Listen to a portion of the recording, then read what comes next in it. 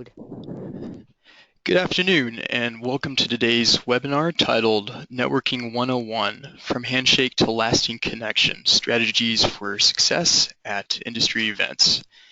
I am Chris Spalding, Coordinator of Communications here at the Airport Consultants Council, and it is my pleasure to be the host of the webinar today. This is the third webinar to be sponsored by the ACC Young Professionals Forum, and we have well over 150 sites registered for the event. This is one of many initiatives that have been undertaken by the forum, and we'll have more information on that and its activities in just a moment here. For those of you who are not familiar with ACC, we are the international trade association that represents private businesses that help plan, design, operate, and supply airports across the country and around the world. ACC is the only association that represents private sector businesses involved in airport development, and part of our mission is to help promote beneficial procurement and contracting practices that enhance opportunities for companies like yours to compete in the marketplace. We also provide opportunities for ACC members to receive technical training on a number of varying topics relating to airport development, network and develop professional relationships with peers and airport clients, and interface with decision makers at the FAA, TSA, and other federal agencies on regulatory guidance and advisory circular updates. So this webinar today is being hosted by ACC's own Young Professionals Forum. This forum was formed as a means to engage YPs in airport development and enhance their careers. By doing this, we help bring YPs together at networking events, promote education and leadership and professional development, connect you with aviation industry mentors, and of course, to have fun as well. We are very pleased to have a very strong leadership within the forum. Zach Varwig with Faith Group as the lead, and Carly Shannon with CNS Companies as vice lead. And we also have other YPs who've taken initiative in standing up many of the forum's goals and activities. If you're interested in joining the forum, you can always email me via an email you'll receive later today with today's presentation. So before getting underway, I just have some important logistical notes about the webinar. First, participants on the call will be muted. We encourage you to ask questions using the questions window on the right hand of your screen. Also note that we'll send you a copy of the presentation and a survey later today. Finally, I want to remind you that you may notice a slight delay as I advance through the slides. We appreciate your patience as we move through the presentation. And now I'm pleased to introduce today's webinar moderator and young professional, Shri Kumar with Conoco. Shri is a project engineer at the Cincinnati office of Conoco, a consulting firm which supplies estimating, scheduling, program management, and construction admin services to airports across the country. During his 4 years at Conoco, he's worked for more than 15 airports and had a role in actively managing over $110 million in infrastructure construction projects. And you can just see his bio right there on this slide. With that, I will turn the program over to Shri, who will introduce today's webinar. Well, thank you very much, Chris. One of the first things I'm going to go over here is the learning goals for this webinar. I'd like to thank you all for tuning in here, and we're going to talk about kind of what the purpose of this webinar is. As you guys know, the theme is strategies for success at industry events.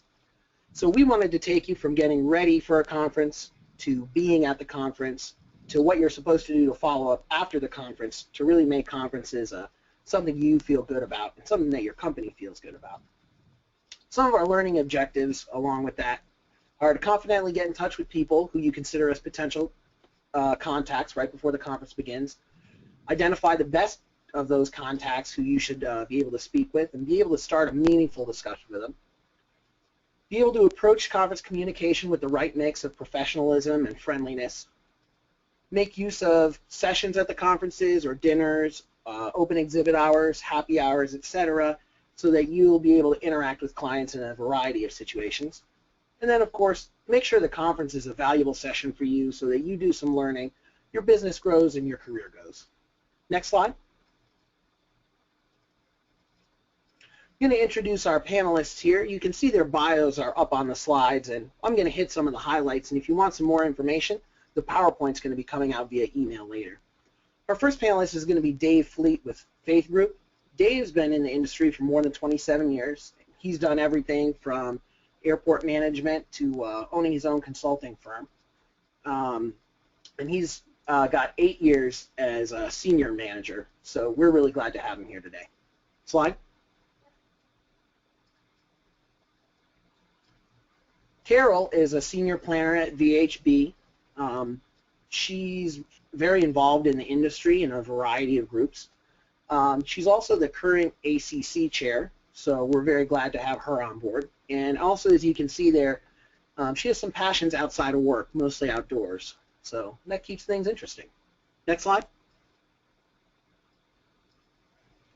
Last but not least, we've got Ron Peckham with us today. He's the CEO and chairman of the board at CNS Companies. Ron was our previous ACC board chair, but as you can see, he's got a long litany of previous experience, including with the military. One interesting fact about Ron is he likes to get up ridiculously early, but we're glad he got up today, and we're very thankful to have him here with us. Slide. With that, I'm going to turn it over to Dave to talk about preparing for a conference before you get there. Dave? Thanks, Sharif. This is Dave Fleet. Thanks for joining this afternoon, everyone, and welcome. I have a couple of slides to share with you and some personal insights. As Sharif mentioned, been on the aviation side for almost 28 years now and had an opportunity to sit on both sides of the table, if you will, from airport management and then consulting about the last 10 years. I did not know that about Ron, that he likes to get up very early. I'll file that away as a piece of information. I'll chat with him about it at the next conference when I run into him.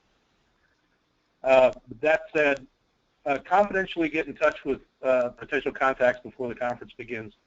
There's good ways to do that, and there's the shotgun approach. And what I'd like to hopefully give you some insight into is how to plan for and then go about doing that. And it does take some planning. The title of this slide is Do Your Homework. I strongly suggest to get your hands on the conference roster if it's available. Look through it in detail.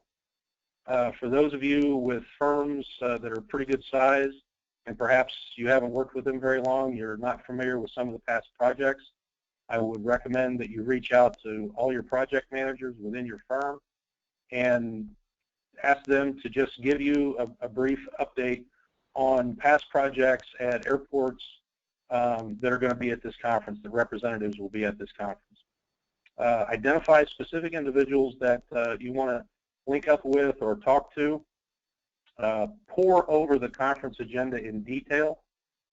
Identify those sessions, those working sessions, particularly committee structures, that match up with what it is you do within your firm, what it is that some past project experience within your firm has provided, and go into those committees. Even if you're not a committee member, typically you're not closed out of particular committee meetings or working group sessions, and go there to be a fly on the wall and to listen to what the airport management say about their struggles, their issues with particular topics, and look for an opportunity then to meet up with them later and to have a conversation with them. So don't be afraid to go into those working sessions and those committee groups if they're open, even if you're not a member of that working group or committee. Identify the specific projects and services. As I said, I would suggest you do your homework not only about the conference, but also within your own firm. Understand the past projects that your firm has provided to the clients that you're anticipating meeting, and identify those kinds of projects and opportunities that you can follow up with people on.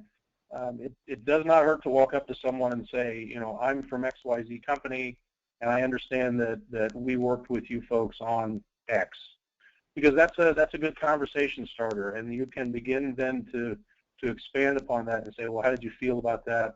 What are some opportunities moving forward?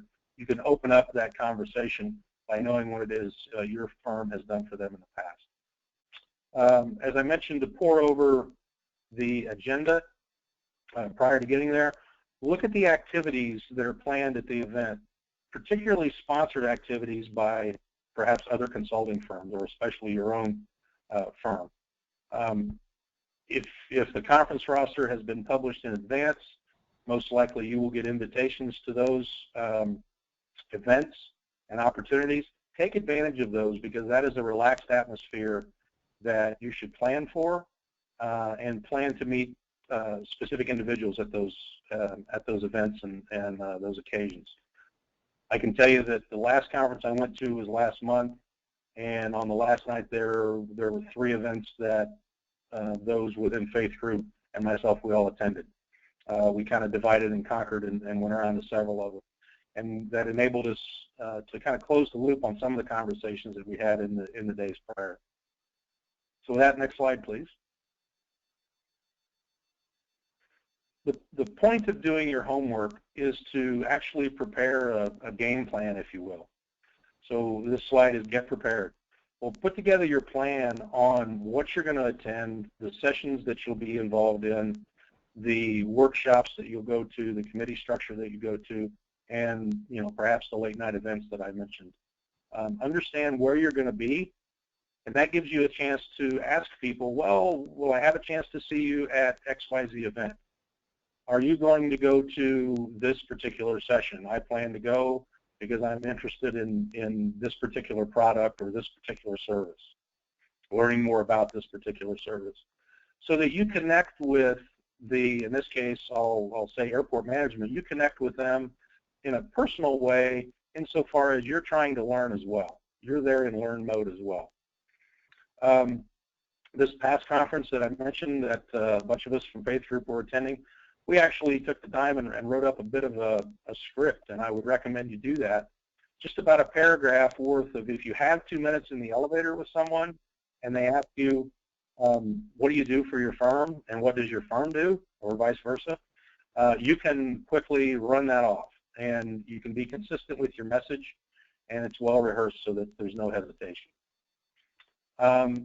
Lastly, I would suggest that you be confident and friendly, and that's the last bullet on here.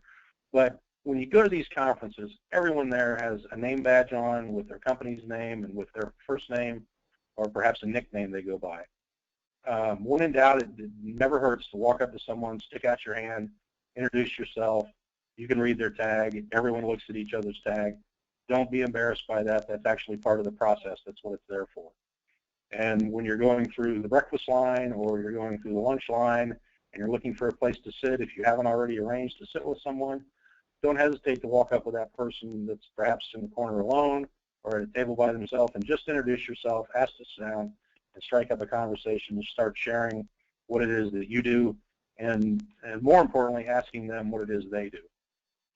And my last piece of advice is look for that personal connection with people.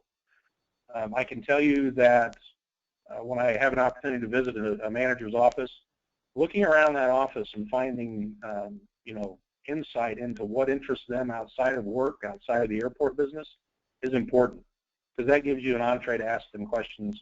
What does your family do? I see you've got some soccer trophies back here. Do your kids play? Whatever the case. And I can tell you that means a lot, because you take a personal interest, and it gives you something to discuss when you see them the next time. So good luck, and get prepared, and have a plan going in. That's my advice. Next slide, and with that, I will turn it over to Carol. Hi, everybody. This is Carol Lurie from VHB, and I'm really thrilled to be here. One of my big initiatives as being chair of Airport Consultants Council is working with young professionals and emerging professionals, and I know that a crowd of my own firm young emerging professionals are on the line, and I welcome everybody. While this is focused on the airport industry, this really does have application to many different types of industries, so we're mainly using airport examples, but you can clearly fill in the blanks. So what I'm going to talk about is a few slides here. Well, you finally made it to the conference. You figured out your transportation. You got your hotel. Now what do you do? And one thing you may want to do even before you leave home is to try and figure out what the dress code is going to be for the conference. When you're packing, there are a couple of things you need to do. You need to find out if is it formal or is it a casual event. There's nothing worse than showing up in a pair of khakis and a loose shirt, and it's a suit kind of event. My advice to everybody is dress slightly above average.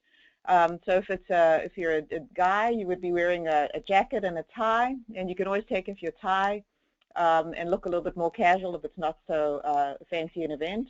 And for women, a little bit more flexible, but make sure you have something that you really look professional. It certainly helps when you're a younger person to dress for the position you want to have, not for the position that you have now.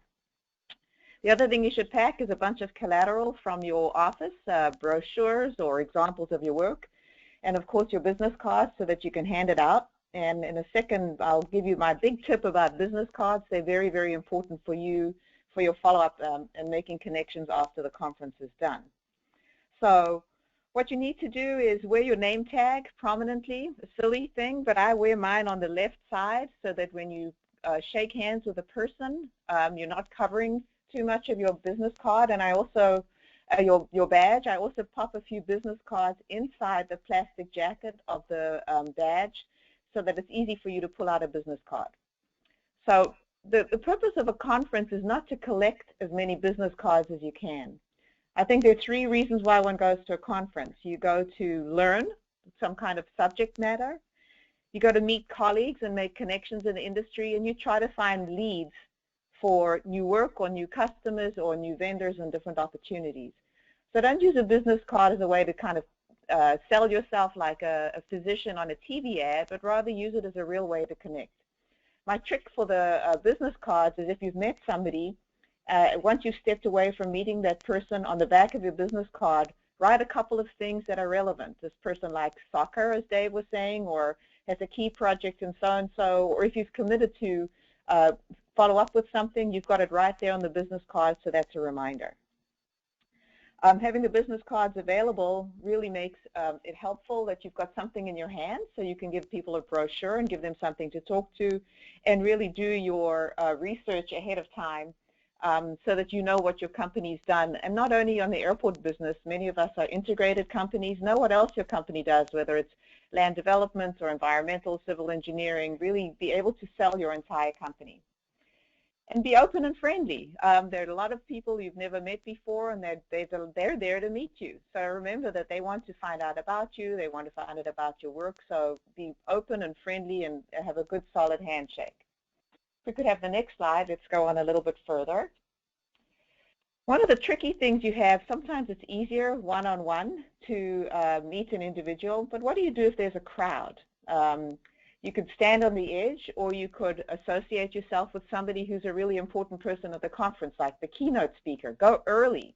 If you show up just when the conference starts, you're too late. You should be there at least 10 minutes before to scope out the room, figure out where you're going to sit, try and introduce yourself to a speaker ahead of time so that you can really be connected with somebody. So use the opportunity coming in early to really hitch yourself to somebody who's well known at the conference and tag along, and they really will help with introducing you. Another thing is, what is the line being friendly and, to put it blankly, flirty? What do you do? What makes sense? You have to really, there's a lot of food, there's a lot of alcohol at the conferences. Always be professional. Imagine your mom is looking at you and say, seriously?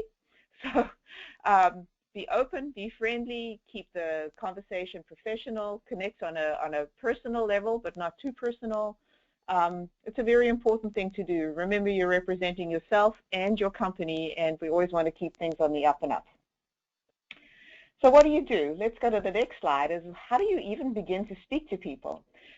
Dave suggested putting a script together. I put a set of questions or on a small card that I think about. Don't have the card when you're speaking to people. That's a little goofy. But say, you know, my name is Agnes Aviation, and we work for this firm, and these are the kinds of projects I work on. What do you do? Or what firm are you with? You could say, what tracks do you recommend? Sometimes the ACC's fantastic design symposium, there's so many tracks and you may be interested in so many things. Ask for advice of people veterans who've been there before. Always great to ask what people are working on, and I like to say, well, what's the biggest problem or biggest challenge you have to face with that project? Is it an implementation piece, or is it relating to the clients? So have some ideas.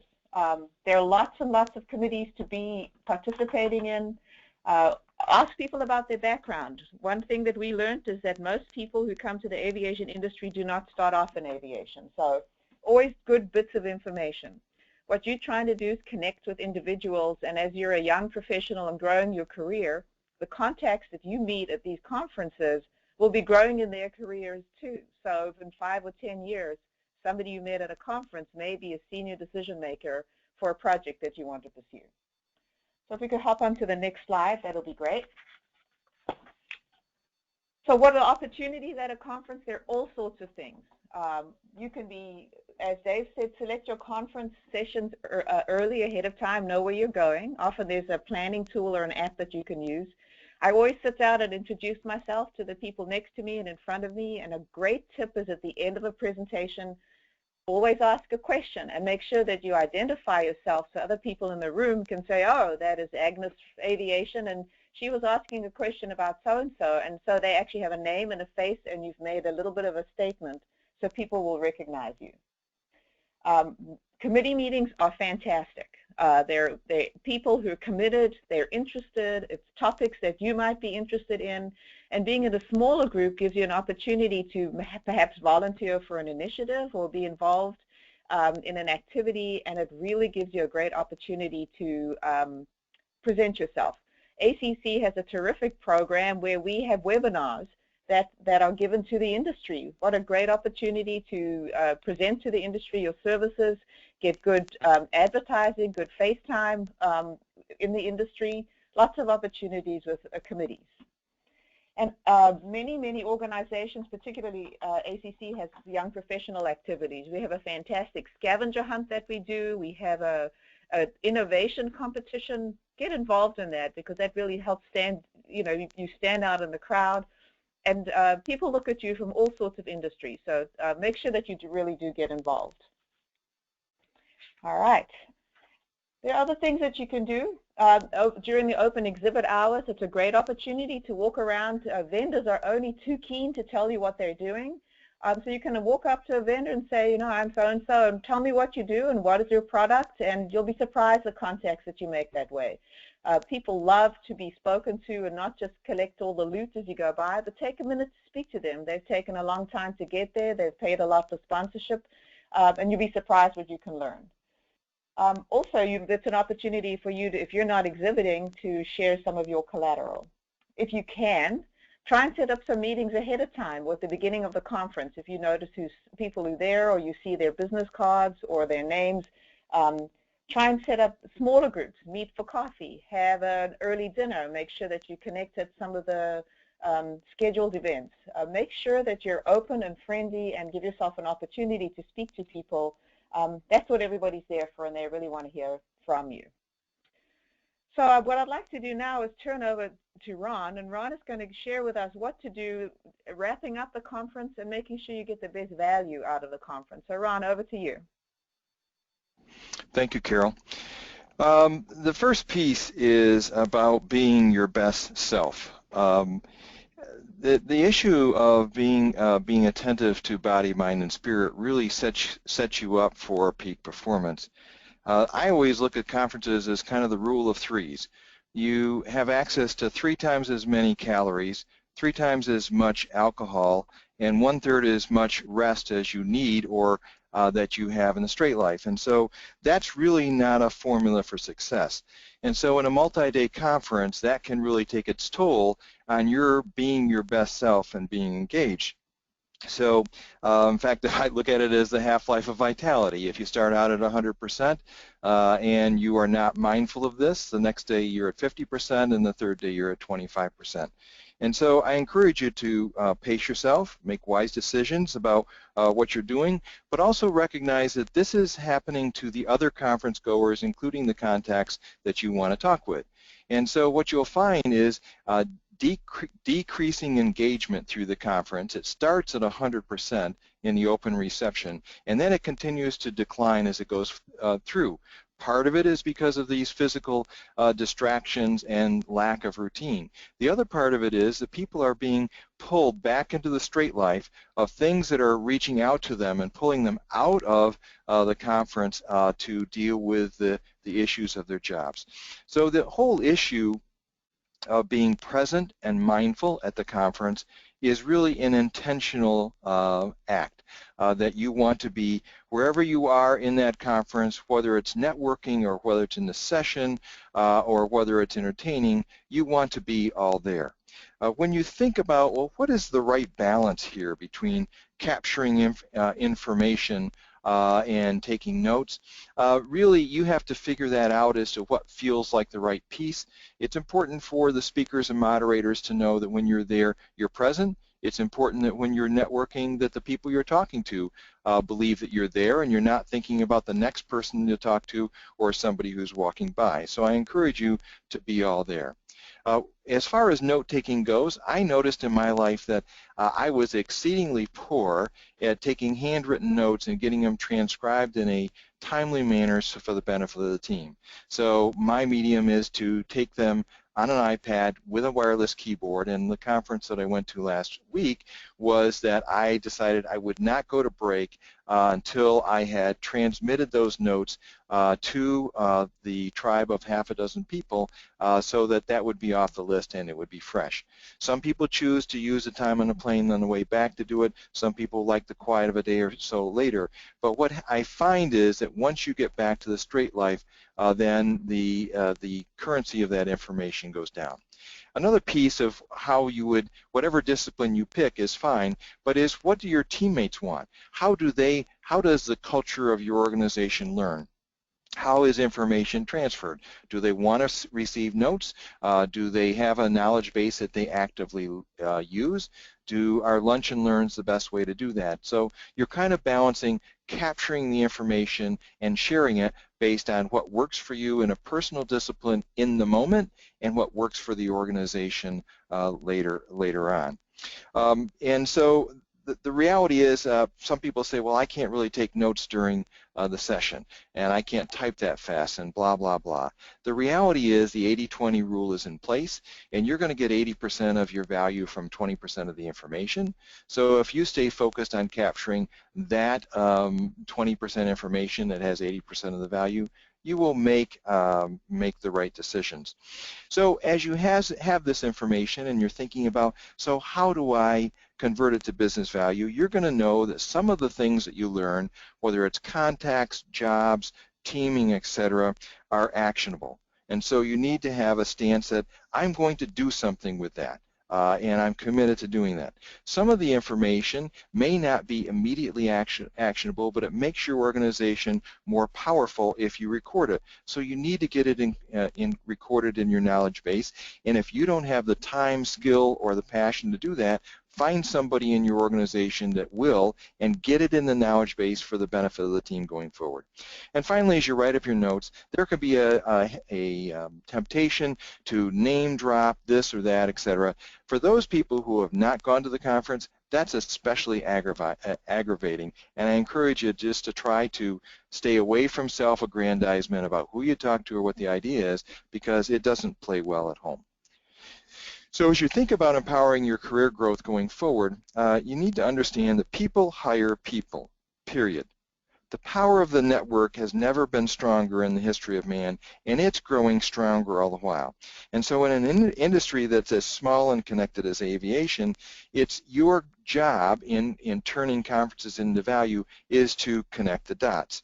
And so you need to be thoughtful about thinking about the people that you've met. Are they a decision maker? Are they an influencer? Are they a thought leader? Are they a competitor? Do they have the potential to be a long-term professional friend, even though you might compete regularly with them? So understanding their role and what the connection and intersection between their lives and your lives is helps you understand what actions are appropriate. And finally, if you stay in integrity, the primary value of the participation is due to whoever paid the bills, and usually that's your team, your company, your corporation, etc. But it doesn't mean that in your own time that you can't capture connections, ideas, thoughts that will empower your career going forward. And so whether you have your own knowledge base like Evernote or OneNote or some other form, I encourage you to be as diligent and disciplined at getting it in there because that will help empower your growth going forward. Next slide, please. So the question is, so what do you need to do to follow up? Well, the reality is that you don't get a second chance to make a good first impression. So whatever you said you would do to the contact at the conference, do it. And do it in a timely manner. Whether it's a handwritten thank you note, whether it's a letter, a call, we call something in our organization a premium is something that's high value to the customer, low cost to our organization. And so if there's a premium about a helpful article or a name of somebody who could help them, or even something on the personal side, it could be an article for Men's Health about a workout routine. Whatever you said you were going to do, transmit that and do it in a timely manner, because that first impression and every other impression after that will build their vision of who you are. The second piece is to think, okay, so my team paid for me to be here, so how do I share this effectively with the team, and who needs to receive it? And you have to be thoughtful about whether you're broadcasting that widely or selectively going forward. And the other piece about follow-up is that I really encourage you to think about harnessing the power of affirmation. There's nothing more effective than encouragement. And this really needs to be kind of separated from gratuitous flattery or inauthentic comments. But if somebody has really made a great presentation, if somebody has done a skillful job in moderation, if someone has asked a courageous question, if someone has given a skillful answer, or someone's offered a unique idea, don't be afraid to be authentic and affirm that. That shortens the distance between you and them and the other folks that hold that person in high regard. And so it may be one of the most powerful tools in your toolbox. So the question is, how are you going to create lasting connections? Well, the first is really to think, what kind of connections are these? Are they educational contacts?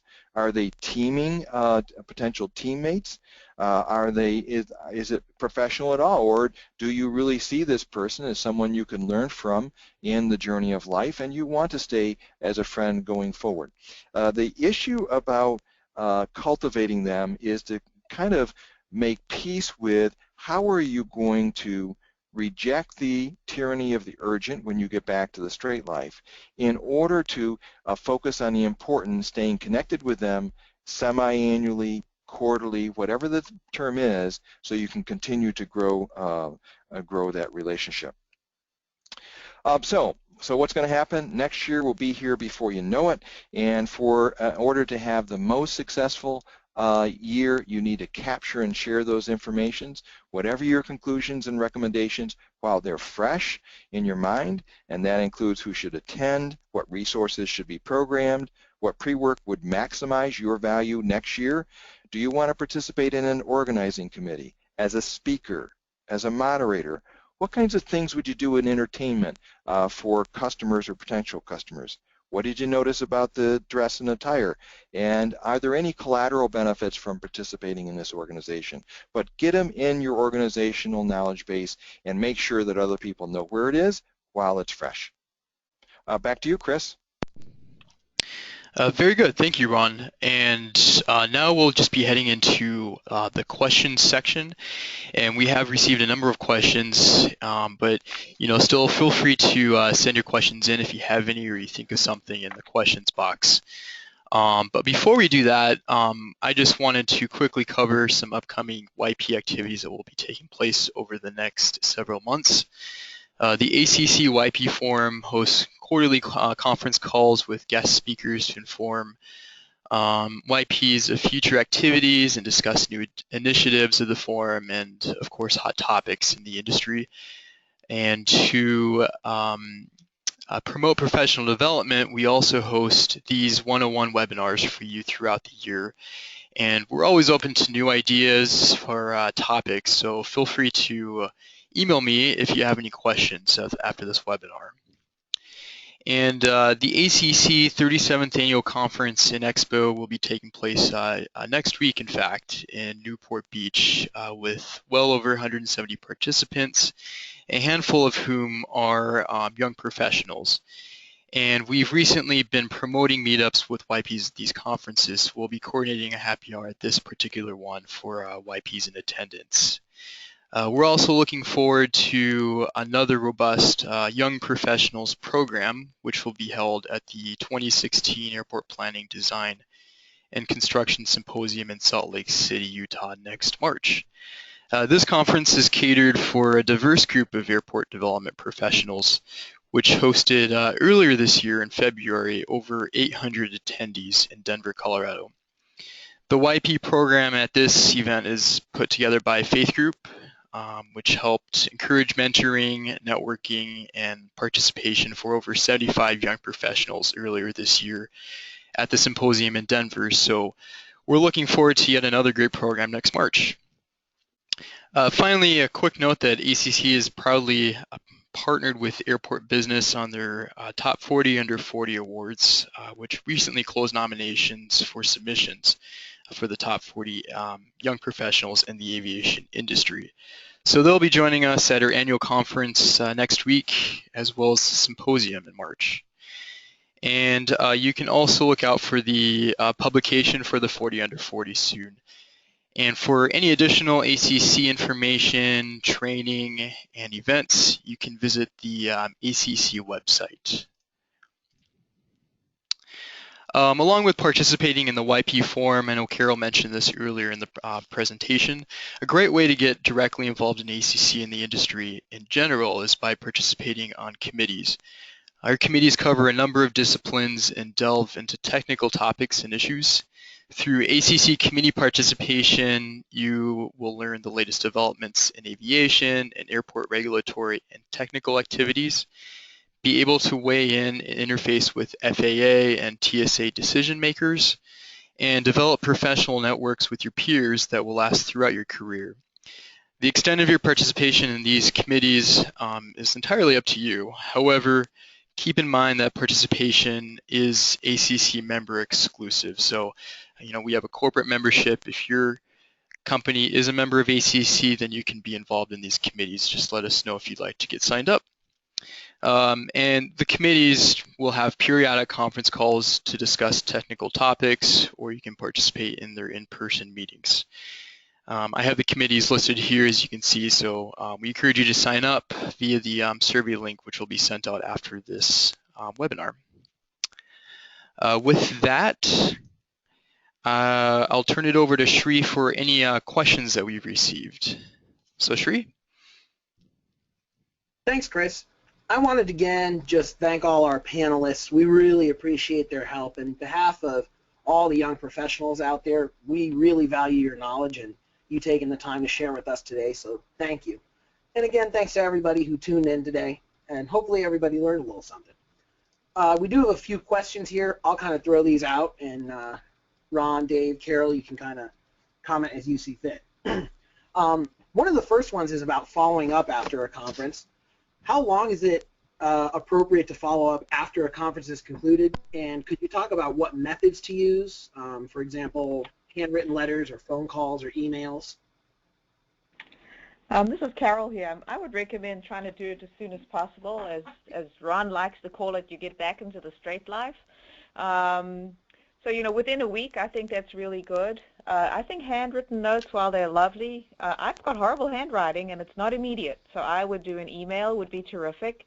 And I always like to try and attach something that's of value, whether it's a newspaper article or something a report that you promised, so that you can really show that you thought about the person that you met with and you heard what their challenge or issues or interests are, and you have a personal connection. I don't know if anybody else has something to add.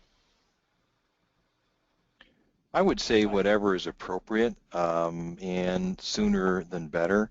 I have cascaded premiums to people in the conference during the conference. While it's fresh and we talked about it at break and I have access to something, I will do that to reinforce the responsiveness stance. I would also like to speak on behalf of personal notes. I think that they are difficult. But in today's world with so much being electronic, when you take the time to write a personal note on a note card that is interesting and affirming, it really makes an impression that in the recipient, especially in as little snail mail as they get today, that whatever you are communicating was important enough for you to take the time to do that. So it's not in every case. It's the rare case, but I would not want you to take it out of your toolbox. And I would just want to highlight something. I would just highlight something again that Ron mentioned in his presentation, which is if you say you're going to do something, by all means do it. And if it means that you need to take a note to follow up with someone, as was mentioned, provide them a particular bulletin or piece of information, jot that note down. There's no shame in taking notes, trust me, on your little to-do list. And if you say you're going to do something, follow through with that commitment. That is very, very important. So I just want to highlight that. All right, cool, thanks. One of the other questions is about being at a conference. Let's say you're there and you approach a group, but you've stood there a while and you're not invited to interact with anybody. How do you handle that? Well, I can start off. I think that you need to be sure that you're standing in an appropriate non-stalking distance and non-stalking posture to the person, so that you're being respectful, that you're waiting to talk to them, and they can see you out of the corner of their eye, but it's not pushy in any way. I can tell you that just at the ACI conference, I had a situation where I stood with a teaming partner of mine waiting for, it seemed like a long time, for a customer rep to talk to them. That person was engaged in another conversation. And we stood there a long time, and I left after 3 or 4 minutes. I connected with somebody else that was walking by, and I left that thinking, making assumptions that person didn't want to talk to me. But then I heard from a teammate how they valued our relationship, and he had missed me at the conference and was looking forward to talking to me. And I realized that I had made a poor judgment, that person was really focused on the conversation that they were having, that particular individual wore heavy glasses, and that I was outside their peripheral vision. It was not a slight. It was not a diss. It just happened that I was off their radar screen. And so no matter how long you do this, I just want to encourage you not to make judgments, which may be wrong, until you verify that that's the case.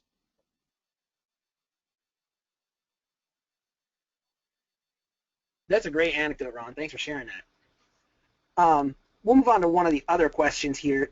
Dave had kind of talked about planning events and meetings before you get somewhere.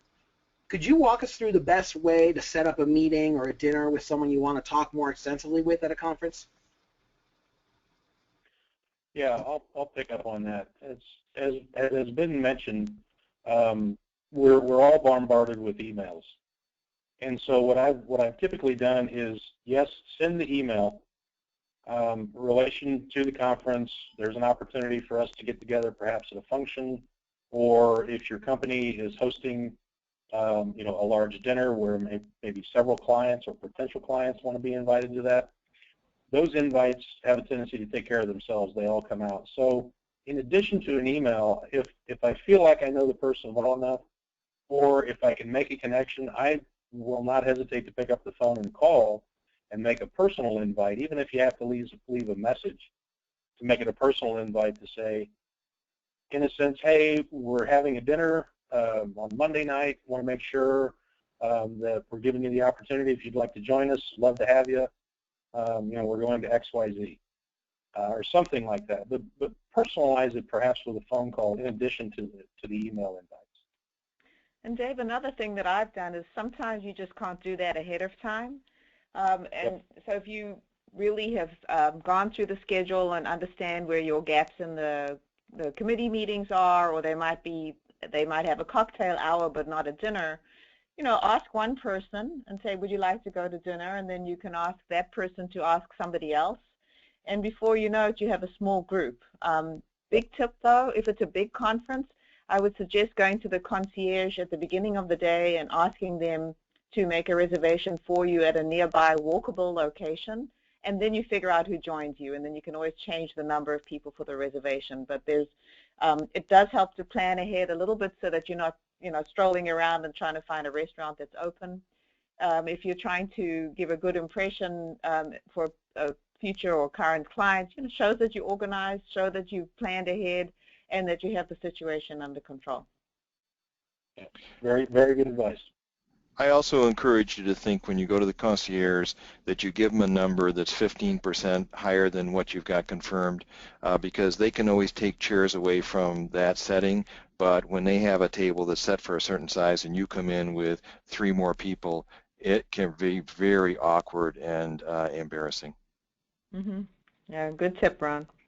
Yeah, very much. Yeah, thank you, all you guys for those tips. One we just got coming in here pertains more towards younger professionals. Many younger professionals aren't initially welcomed by the more senior generation. Do you guys have any tips for how to approach that? You haven't come to our conferences. We love you guys. I do think it's a little bit hard to break in. I've been in the industry much longer than I care to admit, and it takes time. A point that Ron made when we were preparing for this is it takes 2 or 3 years till you're comfortable at a conference. So the one thing I will say is be prepared to be a little bit uncomfortable. Be prepared to go out of your comfort zone and go up to folks. Go up to older folks. Go up to more experienced folks. Make sure you've got your opening line. Have a fresh, open look. Shake your hand. Ask a question. One of the things that I've found really, really helpful is if you really can't break into a crowd, you don't know who to speak to, go speak to one of the conference organizers and say, I'm a novice, I've never been here. Can you introduce me to 1 or 2 people? And that's just enough to get you going. They're always helpful to do that because they're going to know who their participants and attendees are. The other thing that I would add is I encourage you to be honest. Whether what you're feeling is actually what's happening about how they're feeling towards you or your own insecurity. The reality is that the industry is being turned upside down. The paradigm is being changed because it used to be the most senior folks at the conference had all the knowledge. But with technology, so many of the millennials that are coming in have very, very valuable knowledge. And I really think that the stance of existing conference goers is changing. That's not universal, and every experience is personal. But I would encourage you to just be sure that you are actually picking that up from the folks you're coming up to, or whether this is just kind of the stories you're telling yourself because of your own lack of confidence or insecurity. Yeah, very, very good advice. And the only thing I would add, sorry, Sheree, I was just going to say the only thing that I would add to that is emphasize the point that Ron just made about being honest. As people will be able to tell by looking at you, you're young, you're new to the industry. Be honest, because the opportunity to talk with a young professional coming into the organization or into the industry, excuse me, is a good opportunity. And most of the senior people that have been around a long time, obviously the 3 of us on this panel included, look forward to those opportunities because someday we're going to retire and get out of your way, and we expect you to leave the industry and pick it up better than the way we left it. And so the opportunity to talk with young professionals coming in to the industry and just learn about what their desires and knowledge base is perhaps could help us as well. So don't be afraid to walk up and just introduce yourself. So I'm new here. You know, what is it you do at XYZ Airport? And we'll go on from there. Thanks, Dave. That's good advice. Makes me feel a little better about myself too. So, Very good. Another question here we've got is probably a really common feeling among young professionals and also not young professionals too. What's the best way to move forward from a situation where you follow up in a timely manner with someone, commit to all of your promises and uphold them, but you get radio silence from the other person? That's a good one. I mean, sometimes you try and connect to them at the next conference, but that could be a year away. I don't know, Ron, do you have any good ideas for that one? I would say that everybody is busy, and you shouldn't make assumptions that your email got through, that they weren't going through a very difficult time. I think I would try to follow up twice more. I would be always professional. You might think of a different medium if you're using email. You might pick up the phone and call them in an appropriate 2 or 3 week time later saying, just following up the email of information I sent. After the third time, I would kind of take it to that they are not interested in following up on that. However, you might be surprised. Some people are not very tidy with logistics. Some people they may be going through health issues for them or their family, reorganization of their team, whatever. So I encourage you not to go to the next conference saying, well, if I see that so-and-so, I'm just going to avoid them. You might be surprised because the first things out of their mouth might be an apology for them not getting back to you. So it's not our job in building relationships and selling services to be judgmental. It's just to be available, and if it's going to happen, it's going to happen, but just stay professional.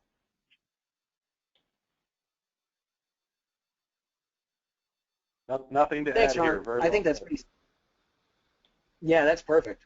I think we've got time for about one more question. How do you balance discussing your firm's abilities or your personal abilities or things that aren't about work at all when you're talking to somebody? For me, it's about making a personal connection. I can't tell you how many wonderful friends I've made in the airport industry, and I so look forward to the conferences to meet them from all over the world, all over the country. I think it's letting people know who you are and what your interests are and a little bit about your personal self and trying to find out in a very professional way about other people. I don't know if there's a ratio. I think you're going to have to figure it out for yourself. Some people are all business and all they want to talk about is I'm trying to find this particular solution to a problem, what is your idea? Or they have a little bit more time to get to know you as a person and to understand what your skill sets are. But I'd always try to be innovative, always try to come up with an idea to say, well, have you thought about this or thought about that without overselling yourself. Be very straight up about what you can do. If you don't know something, say, I'd be happy to follow up with my colleagues or do a bit of research for you and be happy to get back to you. I don't think there's a specific formula of percentage of professional, personal, and educational.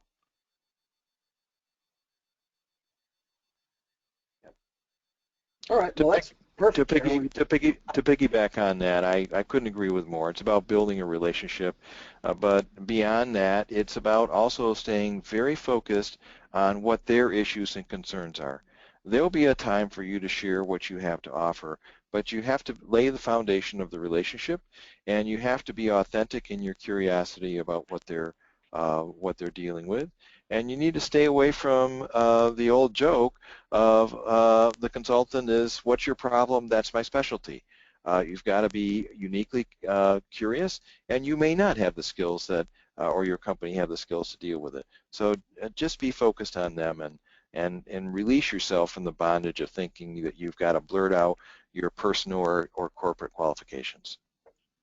There's a little tip that I do. Sometimes if I have time when I come back and I've got my business cards, I actually enter information, and if you've got a customer relations management system or even if it's into your Outlook, I will put in notes like daughter goes to XYZ college or like Ron, keen on water skiing, or some small connection has been a panelist on this particular ACRP problem statement.